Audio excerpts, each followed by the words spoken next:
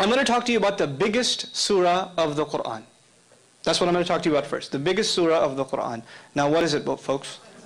Yeah, this is surah number 2. Surah number 2. This surah, this biggest surah, number 2, is made up of how many ayahs? 286. 286 ayahs.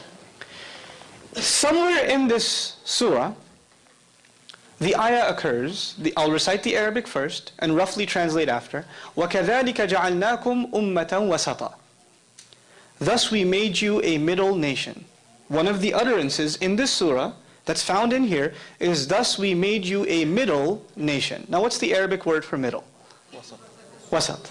The Arabic word is wasat. You don't have to know that. But know that this statement, this declaration occurs in this surah. This surah, was it written or was it delivered in the form of speech? Speech. And also, as a historical comment, it wasn't delivered at once. It took almost 10 years to be revealed. So this one surah was coming piecemeal. And while it was coming down, pieces of other surahs were also being revealed. And the messenger would instruct his companions, these ayahs belong to this surah and those ayahs belong to that surah. But when the whole thing is said and done, Baqarah, the second surah, is made up of 286. And in ayah number, listen to this carefully now, in ayah number 143, the Lord says, we made you a middle nation. How many ayahs in this surah again?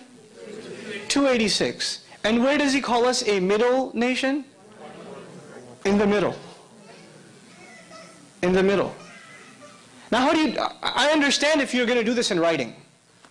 I understand if you're going to do this in writing. How do you do this in speech? And by the way, at the time, there was no concept of ayah number. Like I told you, ayahs, there are 286 ayahs, and there's 143 ayahs. At the time, they never said, haven't you read ayah 12 of chapter 35? They didn't talk like that. They just recited the ayah. They didn't have this number scheme. When did this number scheme become part of the Quran?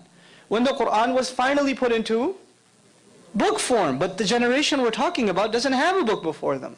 They don't have that before them. They're memorizing this, and it's completely and entirely an oral tradition. So that's one small example.